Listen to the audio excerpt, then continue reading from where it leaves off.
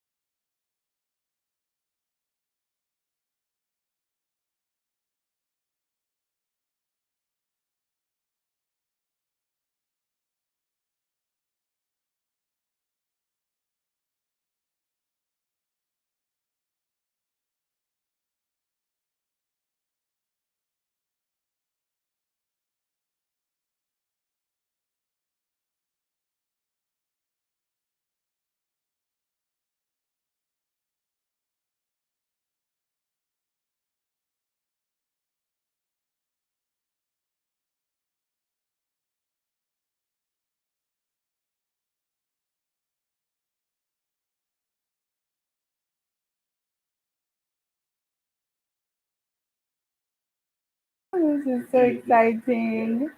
Okay. Hi guys, welcome to our live. Welcome guys. We're so excited to have you. Welcome to Mshauri Careers. This is our first live stream, and we have chosen the most relevant topic we could think of now that we're all about the future of work and that the future of work is here.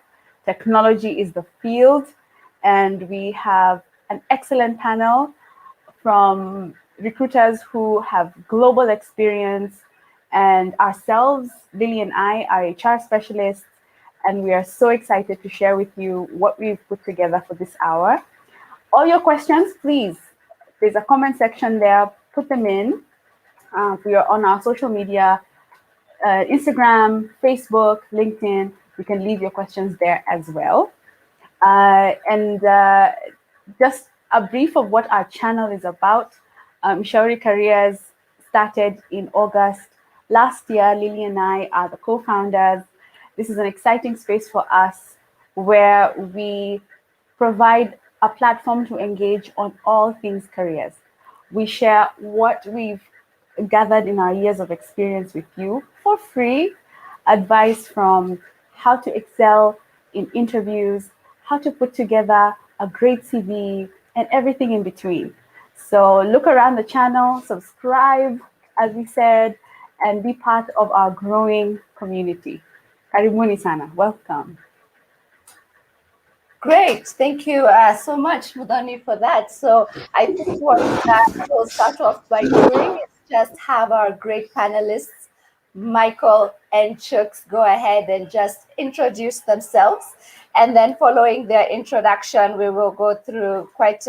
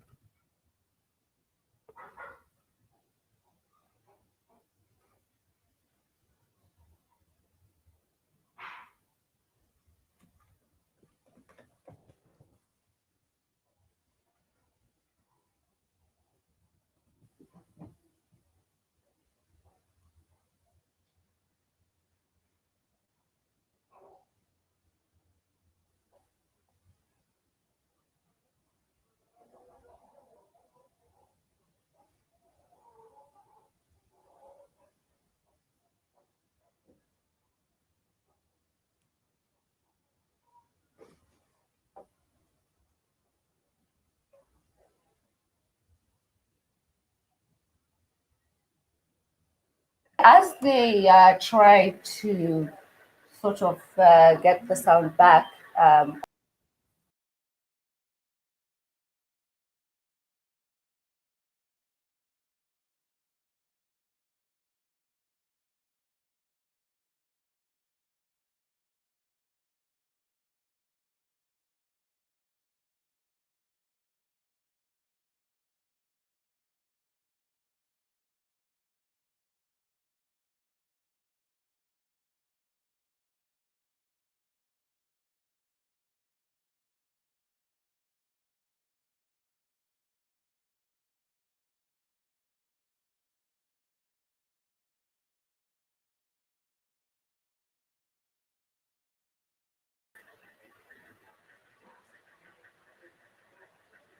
All right. Thank you for bearing with us. We seem to have been having some sound technical issues. Michael Gacha, are you able to hear us well on your end?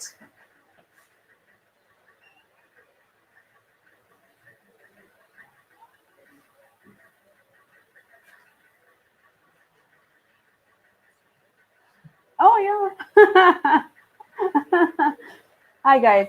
So as we wait for our panelists to join the live, just a run through of what we will be covering in this hour. So we've done quite a bit of research on the relevant areas in careers in technology. So we first want to cover what it takes to build your career in this field. And we will have a discussion around the skills that are in demand. We'll also cover what type of careers based on these skills exist. And given that, what does the future look like for different career paths that you choose to follow? We'll also look at the interview process. So is it any different from the other fields? Are people who are interviewing in the technology space taken through a different process? All those questions will be answered during this time. We'll also look at the trends, right? Yeah. Lily, we'll cover We look at CVs and look at how to boost your profile as somebody in tech. Does it differ from different industries? We'll actually jump into one of the interesting segment, which is the gender makeup, because we found that there's quite a big disparity of the number of women in tech, and we do actually have some organizations that are actively pushing and some campaigns and that are actually trying to get a lot more women into the field of tech. Exactly. As long as any other trends that are there. And we'll also just look at general advice. And under general advice, we'll look at things like how to boost your profile, branding, and how to get a job internationally with one of the big tech companies, as well as how to work remotely on that level. Exactly. And we have planned for the Q&A with all of you to be at the tail end of the hour, but we will be taking questions as we go along. So if one of our panelists says something that you need a follow-up on, or you'd like them to expound on a point, please quickly put that in and we will channel that to them so that they can answer.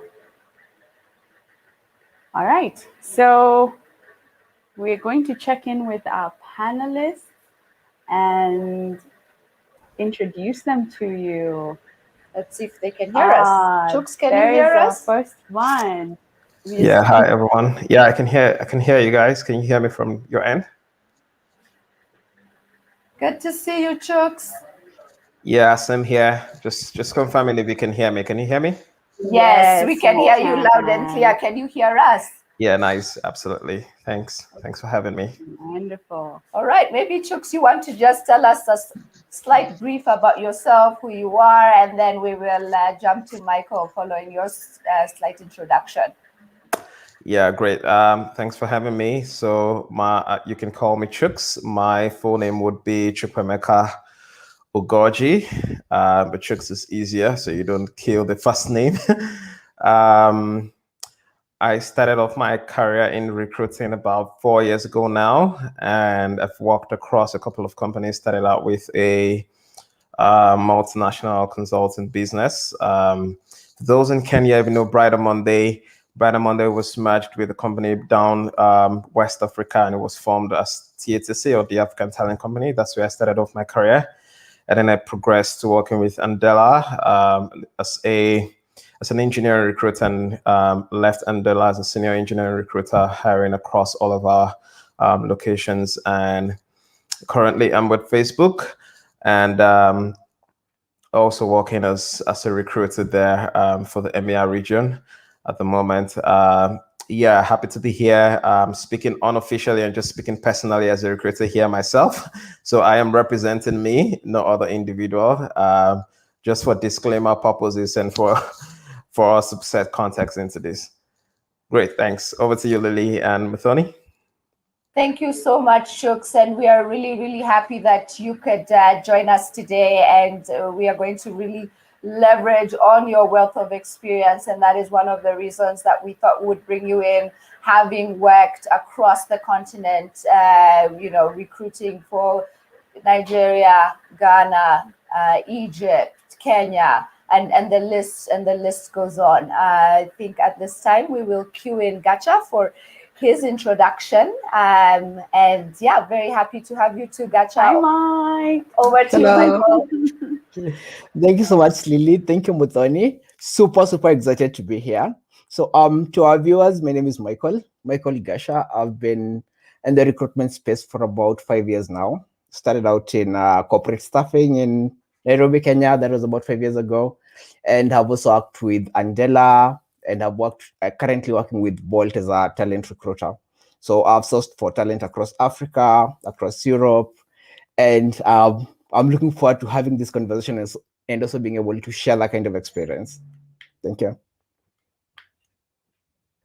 And just jump straight into it, and maybe Chooks, you can tell us start off by telling us what are some of the skills that we are seeing in demand when it comes to tech and the tech space, And then maybe that can also proceed into some of the careers you could go in, and also in the future, some of anything that's popping up that's interesting that you would advise people to go into because you're starting to see increase in demand. Over to you, Chooks. Yeah, great. Happy to share on that. So, I think first thing I want to say is within the space or within the tech business, most of the organizations currently are beginning to either digitize their operations, and so there is a need for people who can either transform things that were done manually into a process that's enhanced by technology, right now. And so that's why there's so much buzz about tech and the tech industry, because we're beginning to see how certain processes can be improved in terms of efficiency.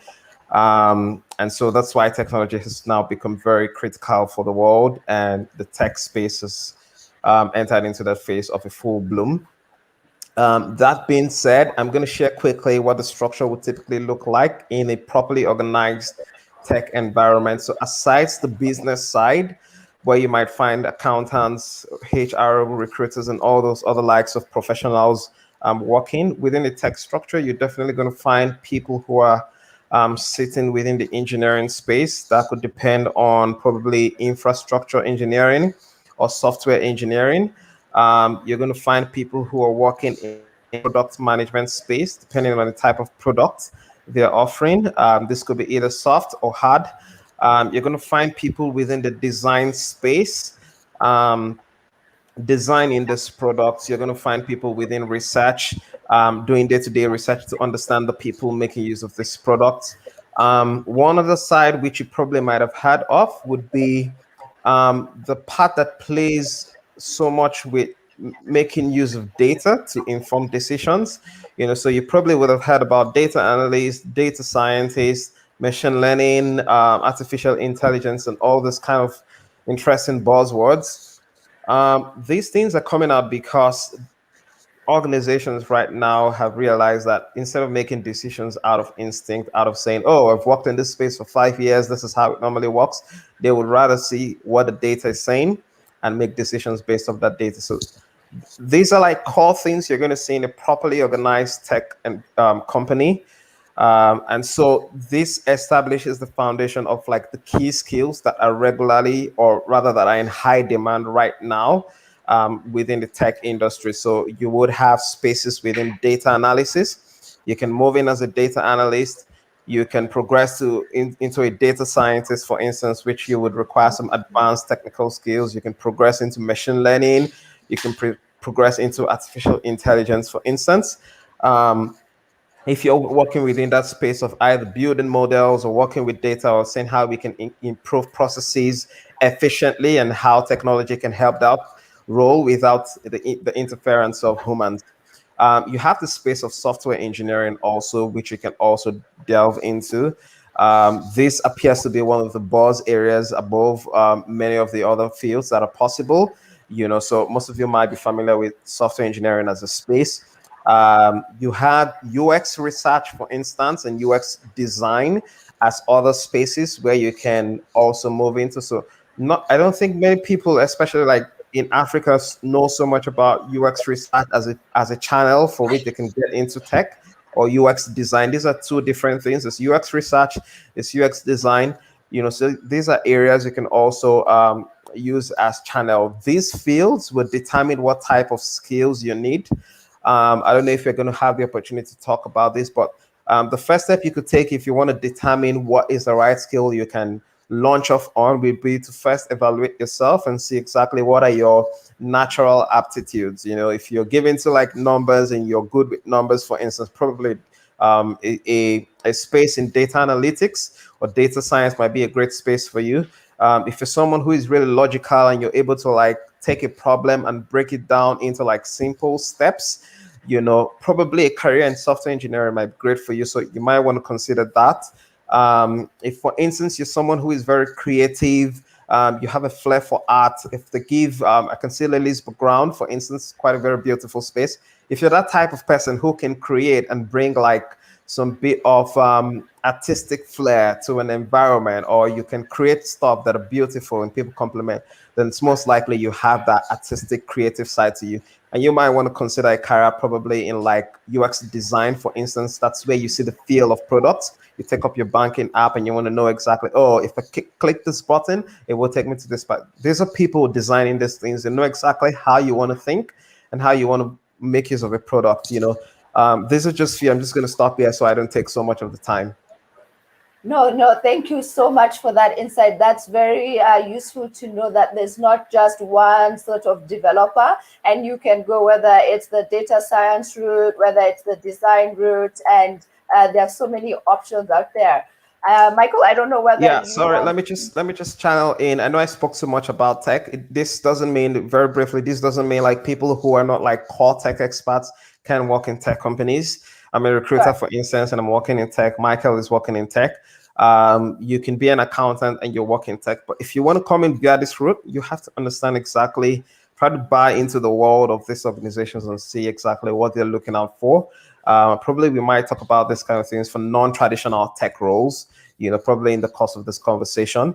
Yeah, and so there are non-traditional tech roles you can come in via, but you have to take that first step of understanding the tech space, why it's critical to businesses, and you can position yourself. Over to you, Lily and Bothoni. Thank you so much, Chucks. Maybe I can cue in Michael here, and he can just maybe give us a few insights on where to start or where to begin to start off this exciting journey when it comes to getting into tech. Over to you, Michael. Well, absolutely. So, looking at like the learning curve, or like how you get to pick up the skills that you would need to make a career in tech, I don't look at it in two ways. One would be like the guided path, and the other path would be more like your self plan, or like how you plan the kind of courses or units that you're going to take. So underguided path, a degree would be like a very good start. So it's not mandatory for you to have a degree, but if you had one, that would be great, because it just means that you've been able to pick up like a lot of those foundational skills, or like the foundational knowledge from like the school perspective. But if you're not taking a degree in computer science, you can also start with the online structured curriculums that we have. So you can either like enroll for a course in Coursera, that one is guided, or you can follow some of the programs we have running in Africa, like collaborations with the different global tech companies, like the ones we have with Microsoft, the ones we have with Andela. We have a Google Developers Scholarship Program. So you can also join those as well. So the idea is that you're not out on your own. You're not just jumping from one tutorial to the next, or like reading a lot of like extensive stuff that you probably wouldn't understand at that point in time. The idea is that you're easily walked into it. You like move from what is known to what is unknown. So that's on the guided approach. And then finally, you can also research on like developer roadmaps. So once you've already identified what it is that you want to go into, be it like data science, or you just want to do software engineering or like web development, once you've established your passion, then you can Google the kind of roadmaps that we have out there, and then you'll see what skills you need to pick up to be able to do that. Now, when you look at on the other hand of like unguided curriculum, or like what you're doing as self-paced, we have like a lot of online courses. You can watch a lot of like YouTube videos. You can do MIT online classes, or the CS50 classes offered by Harvard. So all those resources are out there, but we need to be like very careful so that you find like how deep do you actually go into those courses? What do you need to learn right now to kickstart a career, as opposed to maybe doing a whole course in like data engineering, and then it kind of starts looking hard for you. So and then the other thing you can do is attending a lot of meetups, or like the groups that we have, especially within Nairobi.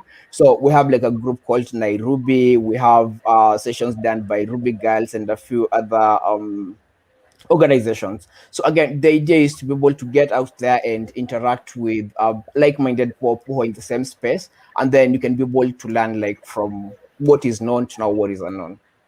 Thank you, Lily.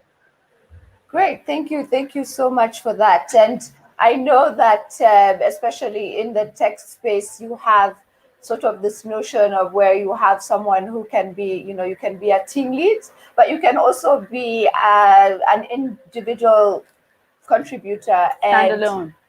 In that way, Yeah. you're still, growing in your career, and it doesn't necessarily mean that if you're not a team lead that you are not progressing in your career. So maybe you can touch a bit upon that, whether Chooks or Michael, either of you want to say something on the difference between being a team lead and individual contributor, and what exactly that means for individuals.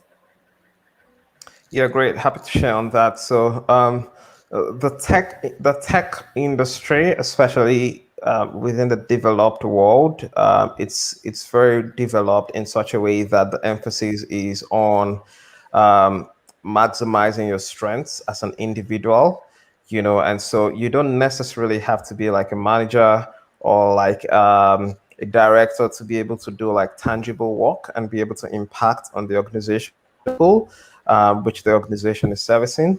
And so you find that probably people who are coming from like non-tech industries and looking to transit, for instance, if you're an experienced individual, some of the tech organizations might need your skill sets, your range of experience, and they need you to transition into like their industry, and so what you find that part of the problems or part of the challenges that these people have is they really cannot fathom the fact that I will be transiting into like the tech space, for instance. I don't necessarily have to be a manager, but I'm being told that, oh, I'm going to be doing one of the greatest work. So I'm just going to share very briefly across tech companies. This might not be so much the case in Africa because we are still a very developing economy with regards to tech. It's now we're beginning to see the boom and the growth happen in Africa. And so these structures might not be fully established. They might be in place, but not at full bloom. But over in Europe, North America, and other parts of the world, this probably in other developed economies, this is the structure. Within tech organizations, you have the individual contributors.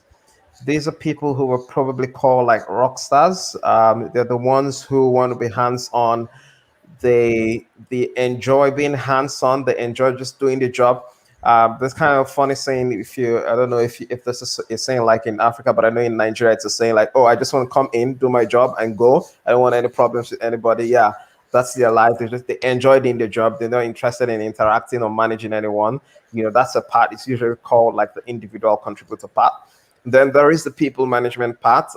This you grow into later. It's not necessarily like it's not like necessarily like it's senior to like the individual contributor part. These are people who are interested in managing people. They enjoy helping people succeed. They naturally enjoy helping people succeed, not just because they want to answer the name manager or director. They're naturally interested and invested in seeing the success of people. And so instead of being hands-on, they're there supporting the individual contributors, helping them to unblock blockers and all that bit.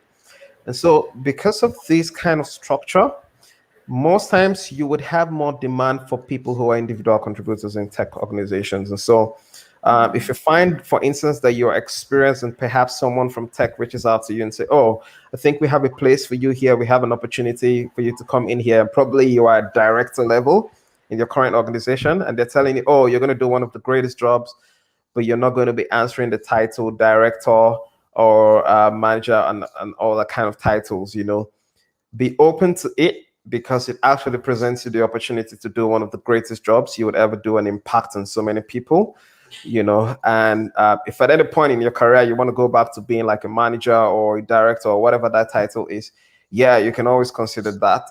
Within tech, it's easier for you to switch from like being a specialist individual contributor to being like a lead, people manager, director, and all that kind of title. And you can even switch lanes either way. It's not like you're being promoted. It's just more you're switching lanes regards to where you have core interest in.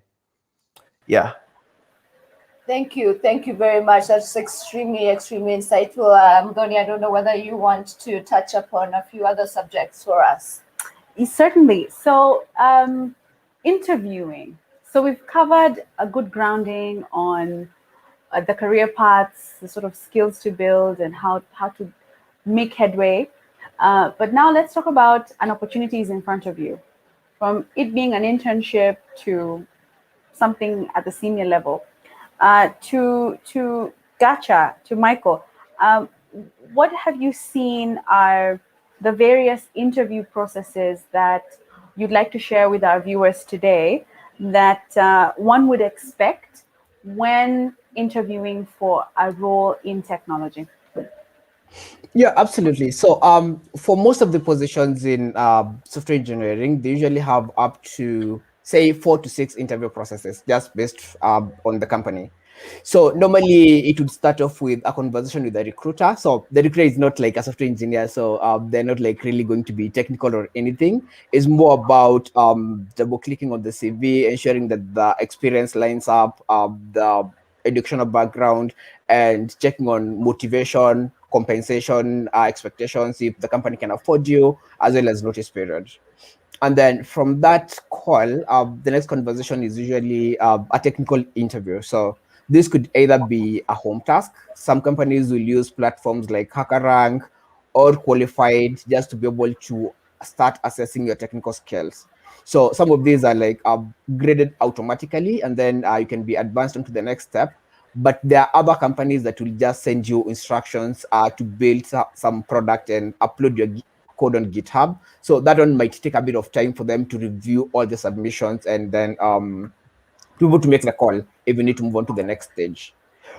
You would also have like a one-to-one kind of a conversation, be it on video or like in person. Well, probably more on video now that there is COVID and everything. But the purposes of that conversation would be again to take a deep dive into your technical skill. So you could have like pair programming exercises where the interviewer wants to like see how you're going to write your code, or they'll just like focus more on what your previous experience has been and what stacks you're using and to what extent. So that would be the technical interview. It could be 1 or 2 sessions. It depends on the company again. And then towards the end of the process, you would have another conversation gauging your soft skills. So especially if like it's a remote first company or like you get the chance to work remotely, the company would want to like gauge how well you work independently, like in terms of communication skills, how are you able to provide timely communication to the rest of your team members? If it's like you're doing a people management role, then in that case we'll gauge like the leadership experience that you've had previously. But ideally is just to double check on those soft skills and like see how well you align with the team. And then after that, of course, you get to offer if you are successful in the interview. Thank you so much for that, Michael. I'm wondering whether, Chooks, you have anything to add to what you have seen as processes that are peculiar to technology interviewing as opposed to other fields? Yeah, sure. So I'm going to speak coming from like the recruiting perspective, especially for like people who are into tech already and probably are looking to like progress into more senior challenges. I wouldn't say senior roles, I would say senior challenges, where they can get their hands better dirty. So I saw a tweet recently, I can't remember the author exactly, but this was just yesterday, and it said, if you pay people who pay too much attention to like tech, people who pay too much attention to tech stuff end up becoming less of humans, and so this call on being human and having the natural side of what you need to succeed in life, it resonated so much because I've come across a lot of people. This is no bashing to like the tech professionals, but most times when you hear conversations from the business side about core technical professionals, more often than not, the conversations are around soft skills challenges, and so the people who are able to climb fast, and this speaks generally whether you're considering a career in tech or you're already in tech, the people who are able to climb fast within the tech space are people who are paying attention to developing not just their technical skills, but also their soft skills. Things like communication, for instance, is key. How are you able to communicate complex concepts that you do to a layman? Some of the important things that companies look out for. How are you able to take initiative, not just waiting for people or like your organization to give you, oh, we have this project, or we're going to be working on this new initiative and you need to execute. How can you look at the business and say, oh, there is an opportunity here for us as a company, and we can initiate this particular idea, validate the idea, and run it? How are you able to manage relationships? These are some of the things. Why I'm speaking about this is because some people, especially folks who are in tech already, or when you get into tech, there is a temptation for you to just get swayed into the technical bits alone, and you focus all your attention. You want to be the best engineer, your life out. You want to be the best product designer. You're constantly giving yourself tasks, seeing other people's products. It's fine, absolutely great. But you need to also pay attention to the soft skill side of things like communication, things like how you're managing relationships, things like how you're going to deal with difficult stakeholders when you encounter them, things like how are you going to convince a business partner or a different team or a different department to buy into your idea. You have this great idea that if you put a chatbot, for instance, in your website, you might reduce the number of people who call into the call center for your organization, and you want to implement the idea. How do you want to communicate that? These are some of the salient things that may not naturally or like plainly be asked in like some of your interviews, but are being looked out for, from the type of examples you give. I'm going to end up on this note. There's someone I interviewed this week, and one of the challenges I had with this person was this person sounded too technical, that I felt like this person is going to have a challenge communicating with people who are non-technical, and their role will interact with people who are non-technical heavily. And so that became like a blocker for this person. So yeah, this is some of the things you have to pay attention to, and know that tech companies are also looking out for. They don't just want you to be the best engineer who can write the cleanest code or who can design great products alone. You have to have that business side. Great, wow, great. That is so insightful. Yeah. Lily? Yeah, thank you so much. Yeah. Thank you so much, Chooks, for that. Actually, it's very interesting what both you and Michael have said. And if I get you correct, that above and beyond just sort of passing the coding challenges, to be successful and to be successful in all the 4 to 6 round interviews, you also have to be great with the soft skills, and that also plays a big role. So I think that's good advice for our listeners, that you can practice on the coding challenges and be great at it and be great on the tech side, but also please remember the soft skills. We also have an interesting question here, guys, that has come from an individual called Roy Keane, and I will post it to both Gacha and Chooks. And he says, hey all, for careers in fintech that don't have clear course certification paths, will crash courses EDX be honored by recruiters? So, Mike, you want to go first? Yeah. Oh, okay. I thought Michael was going first. Mike, go first, please. All right, cool. So, yeah, they would be honored. So what happens in tech is that it's not so much about the papers that you hold, but what you've done with the skills that you gained from them. So if you have like, I don't know, your GitHub is very active, you have some products that you've built from the knowledge that you got from these EDX courses, then by all means, every recruiter will be able like to see those applications that you've built, and they can be able to evaluate like your candidacy based on that. Cool. Yeah, I'm happy like with what Mike started out with. And in tech, it's not about your certifications actually, emphasis. The certifications are good, definitely, because they validate that you have the skill sets. For instance, if I'm evaluating someone's profile, for instance, to know if I want to speak to the person, I always check the foundation. Where did you gain this skill? How did you gain this skill? For me to be able to gain confidence that you have whatever skill you've listed on your profile. Yeah, so it's not so much about the certification.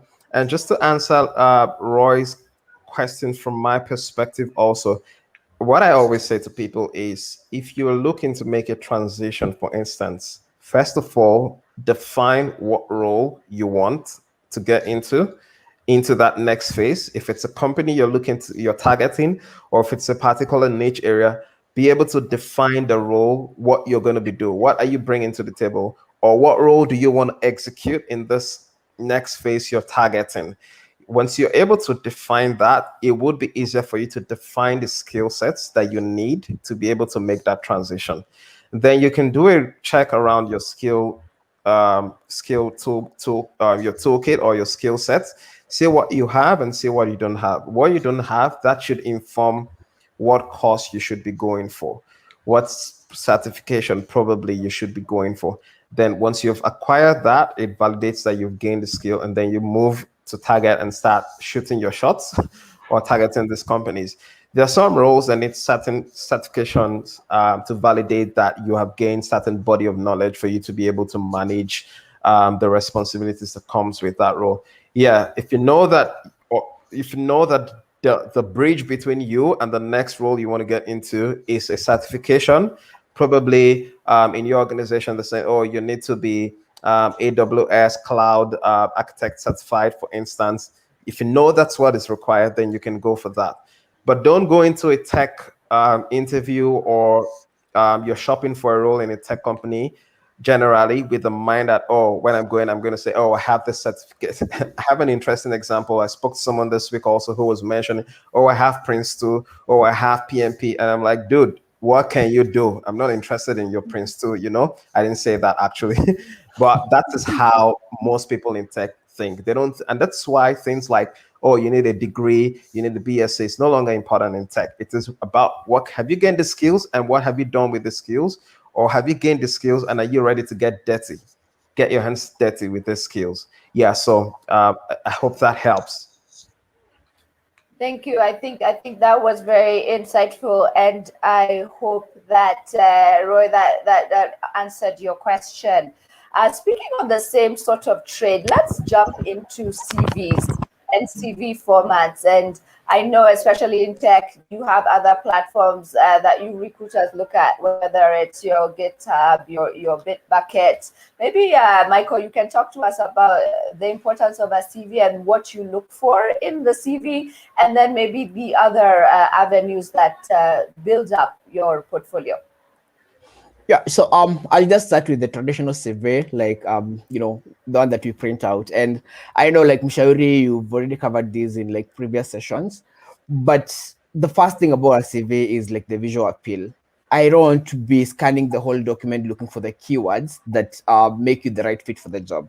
Make it easy for the recruiter to be able to pick up those things. So it's either like you have a skill section and then you've mentioned like all the skills that you have. Don't lie, only mention the ones that you have, because if you lie, then the technical recruiter is going to like find that out like in less than 5 minutes. So just list the ones that are very relevant to the position. Make sure that the CV is tailored to the position you're applying for, and that those skills that are listed on the JD, and you actually have them, list them down so that the recruiter can be able to see that like at a glance. Other than that, the other thing would be make sure that the CV is like as detailed as possible. So if you want to say you held a position at a place X or Y, then you need to say like what was your title at the time, because it allows like for comparison to also see like the seniority level and to see like if you're coming in as an IC or people manager, and then you can be able to discuss that during the interview process. So the title needs to be there, the duration needs to be there as well, because that would also like inform like what was the scope of the project that you are working on. So even if it was a contract, you can mention that. But most importantly, you need to like mention the stats that you're using for that specific project or for that specific company. I mean, you could have known a given programming language for 6 years, like since you studied it, but how long have you been using it in production? Like that's the experience that would come in handy. And then also, if in most cases recruiters are looking for more than one skill, so if you're able to like tick all those boxes, like we can tell you used skill A in this with this employer, you're done this with this different employer, then that like just makes life a lot easier and ensures that you get shortlisted to move on to the next stage. Yeah, that would be that on CVs. I don't know if Lily would want us to handle the other profiles. Yeah, maybe you can talk to us, both Chooks, about the other profiles, because I know there's the CV, then above and beyond that, there are these other profiles that people post their projects, their codes, so on and so forth. And how important are these profiles when it comes to the selection process? Yeah, I just want to be sure about like what you mentioned, because somewhere my network just itched out. You want me to talk about like profiles and building out the right CVs, right? Yeah, so talking about above and beyond the CV, like GitHub, Bitbucket, and all the other sort of platforms where you can share your projects and your codes. How important are these platforms for you as a recruiter when you're looking at someone, and how do they play into the selection criteria? Yeah, great question. So if you're in tech already, that's really important, because part of the things that people want to see when they're speaking to you is your existing portfolio of what you've worked on. I'm going to give you a very real life example of how someone missed on an opportunity that they were really, really interested in. And this person is a great creative designer. And one time we were looking to hire for a new creative designer. I think that was back in Andela, you know. Yeah, and this person was really interested. This person hit me up. Oh, I need this opportunity. Can you refer me? I knew this person personally. I was like, great. I'm happy to refer you. Send me your profile, add your portfolio.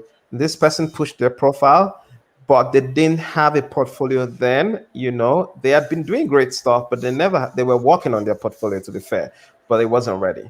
You know, so I pushed this person profile, and this person wasn't progressed. One, because they didn't have access. The person who was evaluating this beyond I wasn't working on this role, beyond the recruiter then didn't have access to their portfolio, and so there was no ground for me to like say, oh, this person is actually good. They needed to see something real. So these are the importance of having a portfolio. Where if you're an engineer, if you're a software engineer, for instance, GitHub is a place where people can go in to see exactly your contributions, for instance, and also see like stuff you've done up to date. If you're a UX designer, for instance, you have your places where you can build a catalog and also add to your profile. This gives first-hand knowledge. I recently had profile, for instance, whom I looked at and I was interested in speaking, and they had added their profile or their portfolio to their profile, and that gave me like further conviction of me wanting to speak to them. So yeah, that's a critical part. I would say, however, caveat, if you know that you don't have great stuff in your portfolio, please avoid that because it messes you up. You know, not everyone, you have some great engineers who are not active and contributing on places like GitHub, for instance. You know, so don't add that because it just messes it up. It's rather for you to just be on the half side that is really great and put the other side that becomes the bad egg that spoils the entire omelet, you know. So yeah, that's that about balancing that. But the best case would be have a portfolio and always like add to your portfolio to be up to date. And so when you're sharing your profile or your CV anywhere, that portfolio link is on your profile. It's on your LinkedIn, for instance. You know, it makes it easier for you. It's on probably your Twitter account or wherever you think you want people to have visibility into what you're doing. Great, thank you. Thank you so much, Chucks. I know earlier we had touched a little bit on interviews, but Michael, I don't know whether you have a few tips that you would like to see, because interviewing sometimes is also a skill on how to be successful in the interview process. And you as a recruiter, what are some of the things that are thumbs up and maybe some of the things that put you off with a candidate that people might not be aware of? Over to you, Gacha. All right. So in any interview setting, confidence is very key, and you also need to like be able to show passion in the job that you're interviewing for.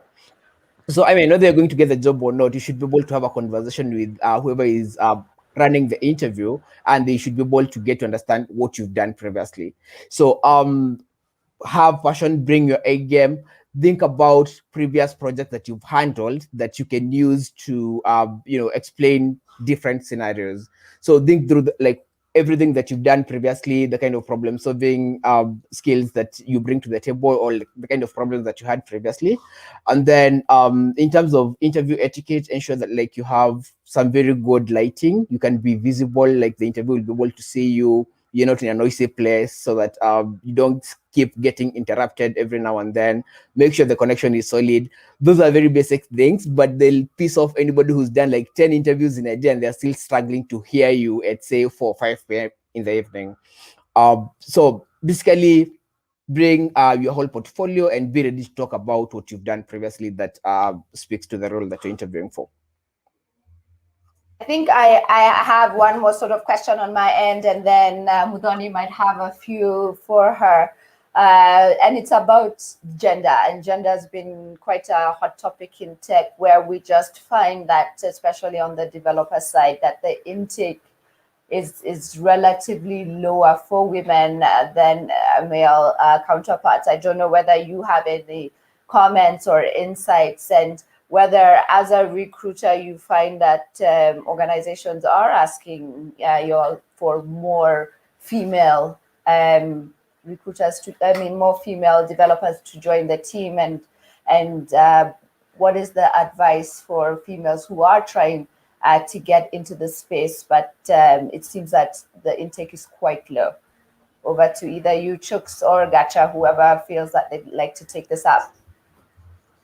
Yeah, I'm happy to talk about this. I think one of my biggest passion would be diversity within the space of recruiting, and yeah, it's a known fact. Like, there is a low representation when it comes to gender now, which we're focused on. Low representation from like females in tech, and this is something that a lot of companies.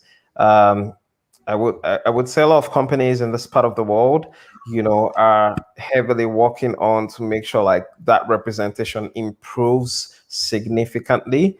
And it's not just because it's not just important because we want more women in tech. It's important because if the world is going to be a better place, we need to churn out the right products to help people maximize the potentials that they have, realize or full utility from these products, and be fully satisfied. And for you to be able to do this, you need people from different perspectives. You need both the man, you need both the woman, you need people who are gender fluid, for instance, to bring all of this perspective, their perspective as to how they see products, as to how they design or how they develop products. And so this cognitive diversity, this gender diversity is very important.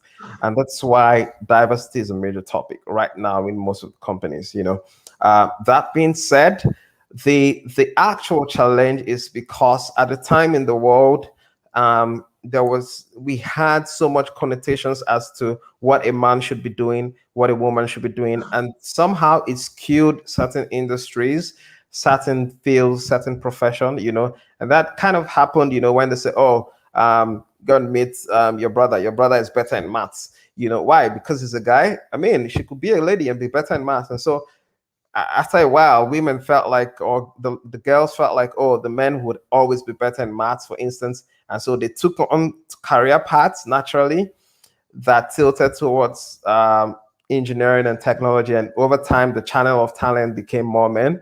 This is like one perspective to why this has been low. And so right now, you have a lot of people who are now demystifying this kind of myths that are not real, and there are more programs helping to women who are interested in tech and developing their skills. I know there's someone from Nigeria who is doing something great. I think it's called She Codes Africa, or She Leads. I think it's She Leads Africa or She Codes Africa. Her name is Ada. I can't remember her full name now. Yeah, she's doing something great with like empowering women and helping them to like develop their skills, which is really great, because if you don't develop the talent, there's no funnel, there won't be flow, so you need to invest more. People need to invest more. Companies are doing this. Google is opening up programs and open sourcing more programs to people, irrespective of your gender, which you can take advantage of. So yeah, get into these things, know what your natural flair is, take advantage of it. I would land off on this note. In every problem, there's a big opportunity. The opportunity is here for women because there's so much men. And so as a who is in tech and who has the right profile, it's no bias, but I would be so vested in this person because I want them to be in, by all means, once they have the right skill. It wouldn't mean like I'll progress them if they don't have the right skill, but I'm going to be so invested in them. I'm going to take more time to prepare them for interviews. I remember the first female hire we had in Ghana back when I was in Andela. It was a big, massive one for me because it was the first, and I knew I took so much time in investing in this person. So yeah, if you're a lady listening into this, you have the biggest opportunity. The world is looking more for you, so take advantage of that. Invest your skills. Once you have the right skill set, they'll naturally pay attention. recruiters are naturally pulling in or punching in Boolean strings that are looking for women in tech. Just as a revelation, we do it on a daily. We're going out of LinkedIn to look for women who are in tech just to make sure we're hiring them into the system. So make yourself more visible, get the right skills, position yourself well. It's your time. You know, if you're a lady, yeah, it's actually your time. Thank you, Chooks. That's very insightful. Mudoni, I don't know whether you have any questions for the two panelists. Yes, I'd like us to talk about in these last few minutes of the live branding. There's a lot online about personal branding. On Mshauri Careers, we've weighed in on the topic and have attempted to give it a different spin. But you as recruiters, what do you feel is the best way to brand oneself if you are looking to stand out and be selected for these opportunities that are so competitive? Perhaps Michael, you can take that first. Yeah, absolutely. So what happens with when we are recruiting for candidates, we go after all the user generated content site kind of platforms to be able to get the right people. So be it your LinkedIn, be it your Stack Overflow, be it your GitHub, we're going to go into those channels and try to find what it is that you're talking about. If you're asking or answering questions on Stack Overflow, that speaks to like the kind of a skill set that you have, and we'll see if that's like what you're looking for. And then there are also like other channels like Twitter. I mean, a lot of people will think that for Twitter is just like following the politics and everything. But actually, if you've attended, say, some coding session, I don't know, 100 days of coding or something, or like you are learning, say, Ruby or Scala in 2015, it gets to a time when the recruiter will come to Twitter and they're just looking at which are the tweets that were made regarding this specific language in 2015. And the question is, if they were learning Ruby in 2015, they are pretty good at it right now. So they're worth reaching out to. So by the end of the day, it's about like being active. It's about being able to attend the meetups that we have, or like groups, similar groups that with like-minded people, so that if you're like say in a group like Nairobi, we'll have recruiters coming there just trying to look for talent. At the same time, you can be able to either volunteer as a trainer, as a mentor, and that's how you start getting noticed. If there are like some pretty niche things you know about a given language, and you're like a subject matter expert in that area, then you should be able to start writing articles. You can do them on Facebook, you can do them on Medium. And then when recruiters are running their Boolean search for specific languages, they'll be able to pick that up and they can actually tell how qualified you are before like you even get to have that first conversation. So personal brand it entails a lot of you have to put a lot of effort into your brand. You have to maybe go out there, get a domain name with your name. If you're like a web developer, do your own online CV, and then from that online CV, we can be able to like see how good you would be, like either as a designer or like a web developer. Michael, I've picked out the tweet in 2015 and what that tweet means now to a recruiter. That's really powerful. It builds onto a discussion that Lily and I had on LinkedIn. We have quite a number of videos on that, and the importance of engaging and leaving a very good mark online, because it comes back to help you. Wow, that's powerful. Chooks, what do you think of personal branding, and what have you seen as the ways in which one can navigate personal branding to their advantage? Yeah, I think Michael nailed it absolutely well. Great one, Michael. I think if there's anything I would want to add, and that's just me speaking from like I kind of have a background in marketing, and somehow I think around like, oh, when I want to do something, what's the objective to it? If you're branding for a job move, that's great. Put the right buzzwords in your LinkedIn, for instance. For instance, if you're branding for a job, move, your profile on LinkedIn, for instance, needs to be great. You need to put the right words that would pop you up when recruiters are searching for like people. The way I normally walk people through this would be, think about the next job you want to do. And this comes to like, you have to be really deliberate and defined as to like the steps you want to take. You want to make a job move. What role exactly do you want to move into? That should be a clear definition. You should first arrive on a conclusion, or rather get to conclusion with yourself. Do you want to move into a product management role? Great. Do you have the right skills? Yes. Now go back to your profile, and whatever you think, if you were to hire for a product manager into your organization and you were to go on LinkedIn, what keywords would you punch in to look for a product manager? Make sure your profile is speaking that. That's targeted towards a job change. If you're branding for establishing yourself as a thought leader, probably you're getting to a phase in your career where you probably want to move into the space where you are seen as a thought leader within your field. This is the time where you need to start getting into things like writing blogs and writing articles. Medium is a great channel which many people are using. Write those articles, put them out there on LinkedIn, put them out there on Twitter. This is the time you need to share real life experiences on the job on places like Twitter, for instance. This is the time where you need to talk about, oh, I'm picking up this particular skill, I'm learning this, I've met this particular person, this is the great conversation we had. Sometimes you think people are just hyping themselves. Man, they are positioning themselves for the next thing they want to see themselves in. So whatever your target is, be able to know what that is and be able to define how you need to brand yourself. It's for a job. If it's for a job change, you need to have your profiles right in all the platforms you think recruiters might be checking, LinkedIn especially. If it's for like thought leadership, yeah, those conversations, you need to start driving them boldly, in the various platforms and communities that people like you will be channeling into to see exactly who is talking what and what are they talking about.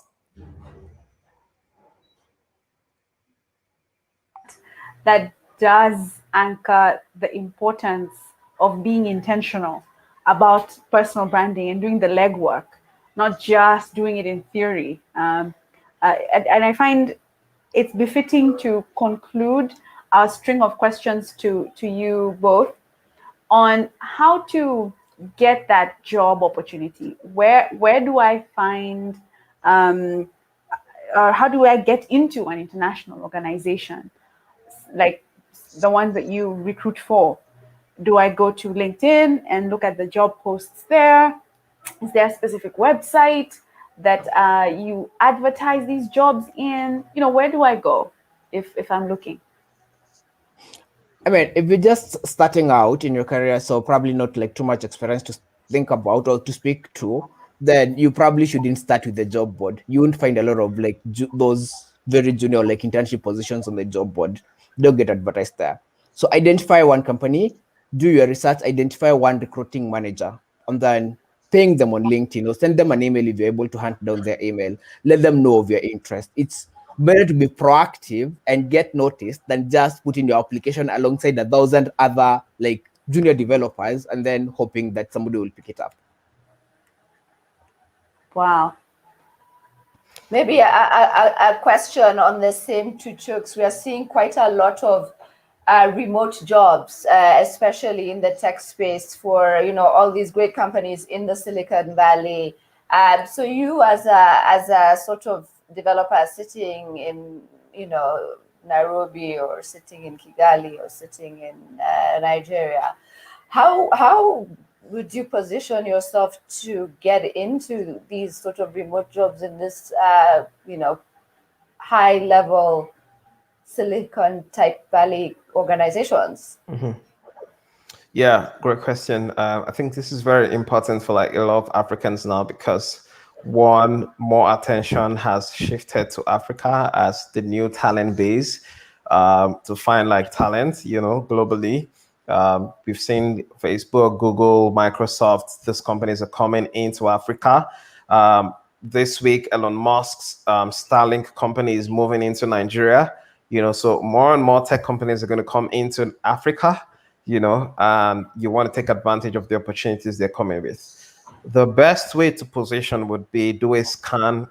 This boils down again to what role do you think your skill range would be able to qualify you for in these companies? If you're a developer, for instance, if you're a software engineer, for instance, and you're targeting a role in Microsoft, you're targeting a role in wherever, whether within Africa or out of Africa, um, go to the people who are sitting in these roles and look at their profiles.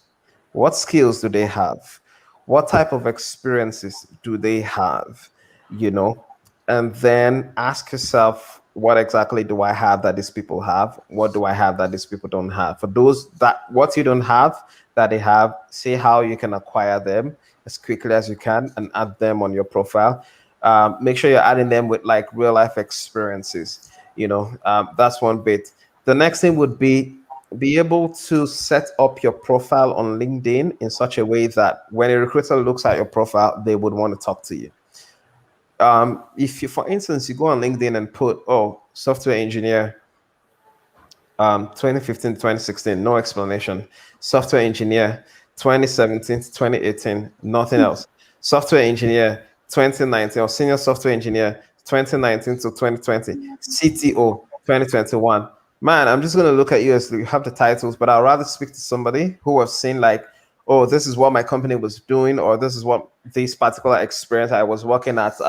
For instance, I was working in Mshauri Careers, and Mshauri Careers was about like talking about tech mentors, and I helped them set up their website, or rather, I built their website. I managed like a platform that serviced about 3,000 participants on a weekly, or 5 billion people on a monthly. I've seen that. These were the tech stacks I worked with. I know like this was what you did. So being able to give those kind of descriptions, helps me to see the level of work you've done in a very brief form. Putting the right summary to your range of skills is also very important. So look at the people you want to be like and see exactly if your profile on places like LinkedIn. I think LinkedIn is one of the most underutilized places for people in tech. This is two ways, because they're actually people in tech that don't want to be contacted. They want their piece on their job. So they try as much as possible. They want to have a profile. They want to make it very shallow so you don't have a hint of what they do.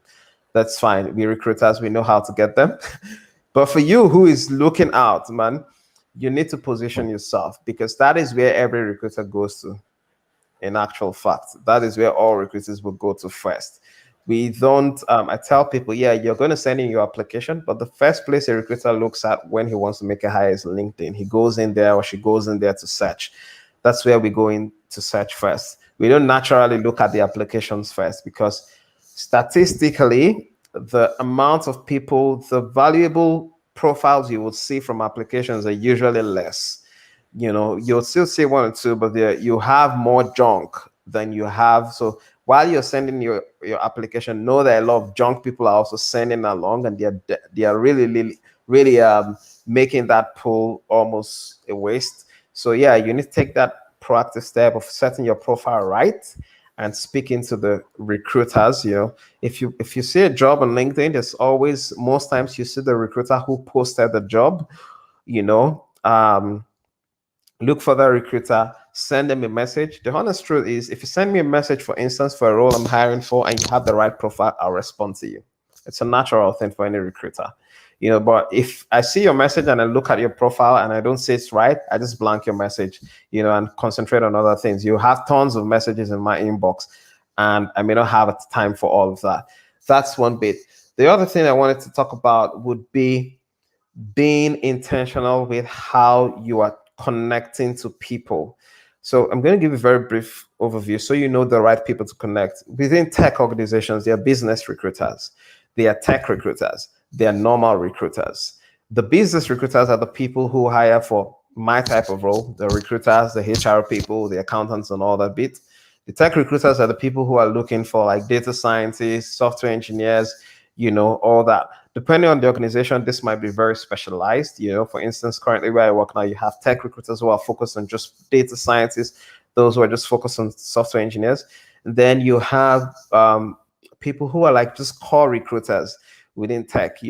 This could be either people who are recruiting for just agnostic roles, not necessarily tech roles, not specialized roles. Like when a random role comes up that's not really specialized, they target They're the people who are responsible for them. So don't connect. If you're a tech person, don't connect to a business recruiter. They're not the people recruiting you.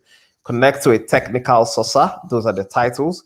Connect to a technical recruiter. Those are their titles.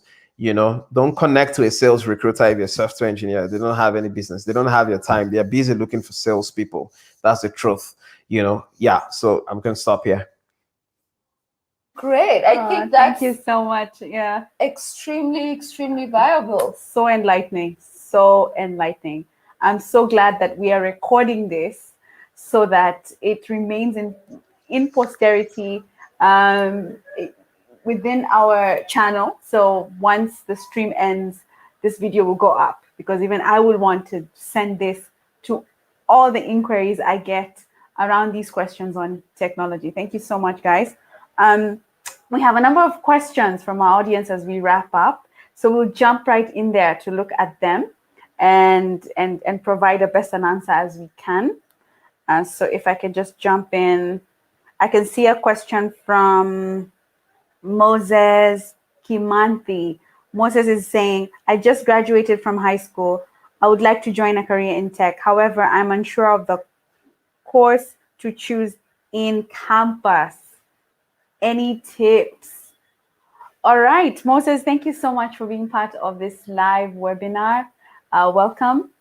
Your question is very relevant, especially now that the options are quite many.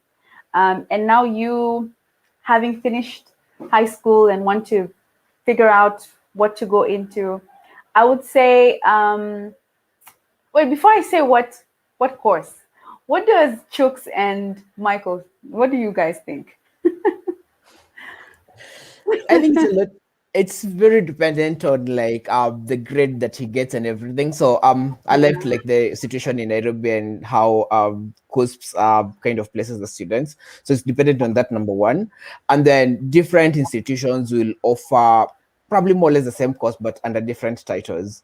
But anything close to computer science or BBIT would be a good place to start.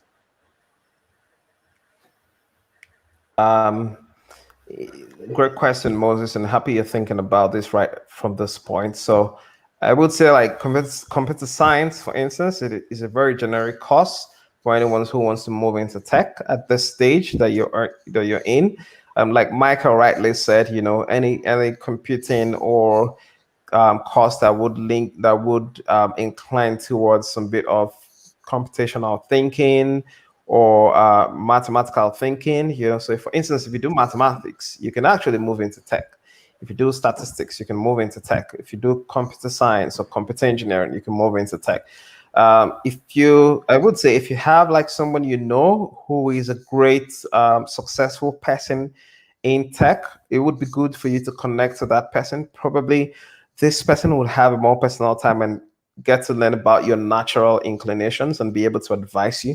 Probably a career in data science, data analytics could be good for you. A career in design or product management could be good for you. A career in software engineering could be good for you. And then they could advise you as to how you can build out a learning plan or a learning path for yourself if you want to go in and study computer science and then progress to do something on the side.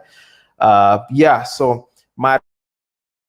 someone who is successful in the tech industry, that you have probably a personal relationship with, or you can get that. If it's not within your network, ask your friends, ask your uncles, your father, or anyone around you, and then connect to them and tell them this is your thought.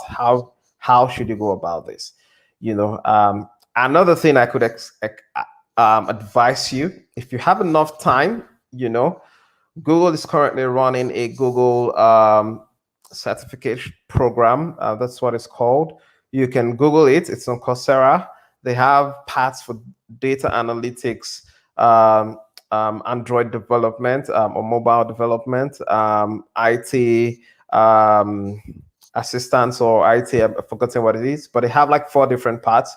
You can go there and explore all if you have the time. If that could be your 1-year university. If you have 1 year free time, just go there, see how you can apply for financial aid. If you don't have the funds, you'll be granted. Or if you have the funds, pay for it and explore all of them. I'm sure you would know one particular one that you have interest in. I think one of them is about 6 months, or you can even look at the intro course and see what they do. Probably you'll figure out what would be your interest area, and then you can start off from there. Wow, thank you so much, Chooks. Thank you so much, Michael, for that. I actually don't have anything to add. Moses, I hope you were taking notes.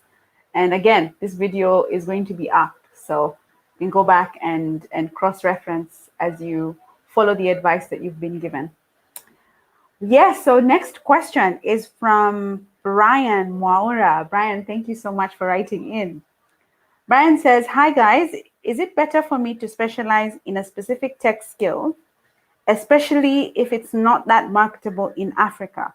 Or do I diversify my skill set for career growth? Interesting question. Michael, what do you think is on Brian's mind? I think it all boils down to his personal inclination. So as you are like handling how you brand yourself, you should like try to establish a brand like you're very good at this, regardless of whether it's marketable in Africa or not. And then in the current like state of events, you can actually be able to get very good opportunities outside of Africa, probably in like Europe or Latin America. So I would say that he needs to brand himself for like the course that he wants or like what he wants to do in future, regardless of that marketability in Africa. Because the market might not be there today because we are probably still dealing with like some of the traditional roles, but in 2 to 3 years time, or by the time he's finishing campus, then we'll be at that point where that course is now marketable. So you don't just like change your mind based on like what's happening right now. You also want to have a stand and let recruiters and companies come to you because of the value that you offer, as opposed to trying to align yourself every time there is like a change in the environment. Great. I think that's hit the nail on the head. I don't know whether we have time for one more question. Yes, we have time for one more, and we have a question from Sami Mutembe. Sami, thank you so much for the question. Do you think that African techpreneurs are copying techpreneurs from other developed continents / nations? I'll hand that to Chooks. First of all, I want to say it's okay to copy. It's very, very okay to copy. I honestly wouldn't. If, for instance, I'm working and I want to send out an email, I'm going to first ask my colleagues, hey, has anybody ever sent a mail like this for this kind of condition? And if you have, I just copy your template and move on. Use my head to decide, make other decisions that on new areas that haven't been touched. So it's okay to copy. I want to say that first of all.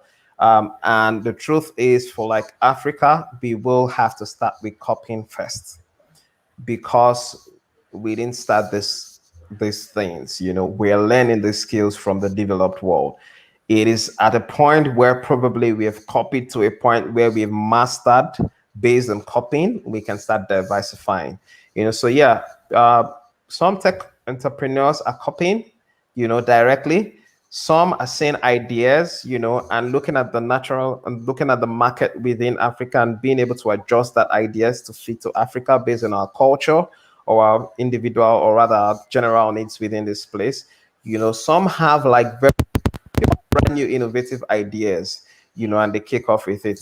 I don't know who said this. I don't know if it's Steve Jobs or who, I can remember, but one of the popular tech founders have said like ideas actually are not pure, in the sense like you don't just come up with a pure idea that has never been done before. It's always kicking off an idea that's already in action. Whether you're in payments, someone started payment somewhere else. You saw it, it was great, and you duplicated it and you adjusted it. That's actually what technology is about. If you look at what technology is about, actually, it's evolving concepts on a daily. You probably were using USSD one time for your payments, or rather you had to go online on the internet to make payments at a point. Someone saw that and said, oh, I can break this down to a lower level where I can make people who are in the market and the person who doesn't have internet to use USSD, but it's still technology powering it. And then at a point, someone says, oh, I'm going to do a barcode, and people just scan, and then that's the payment. So yeah, ideas evolve. It's okay to copy. In fact, your ideas will come off copying. You have to look at something that's been done and think about, what can I adjust here to make this more efficient? and that becomes like, so you have to copy. That's the conclusion. Great. I think that's really, really valuable information. And Sammy, I hope that has responded to your question. Chooks and Gacha, we really do appreciate the insights that you have been able to share with us. And if you are not subscribed to our channel, please go ahead and subscribe. Click on the notification bell, as well as just let us know what future topics you would like us to discuss, and we'll be able to bring experts such as Michael and Chooks to be able to talk to us on the same. So thank you very much. Yes, perhaps we could give our guests a chance to, say goodbye with a lasting word of wisdom to those who are here with us or who will watch this recording later. What's your parting shot with regarding this technology field and the careers there? Yeah, I guess I'll go first. So I'll just iterate that focus on your brand, build your brand and build your skill set, and companies will come looking for you. Thank you, Michael. Thank you so much. Chooks? I would say constantly keep abreast of what the market is looking out for and see how your skill, your experience ties into that, and constantly build capacity. The truth is the demand will always be there within technology spaces or within the tech industry. It's always going to be above the supply of talent, so constantly keep building capacity. And then over time, you're definitely going to have the right opportunity and you just get into it. Yeah, that's it. Build capacity, keep learning, keep knowing what exactly the market is saying and what the market is asking for, and you hit the opportunity. Thank you so much, Chooks. Thank you. Well, that's all from us. Thank you so much for tuning in. We are so happy that you were able to join us. And until next time. Until next time. Thank you, guys. We'll catch you on the next episode. In the next live. Thank you guys for making this such a pleasure. Bye, Chooks. Bye, Gacha. Bye, and thank you to all our viewers. Bye, guys. Bye. All right. Bye, everyone. Take care. Bye. Bye.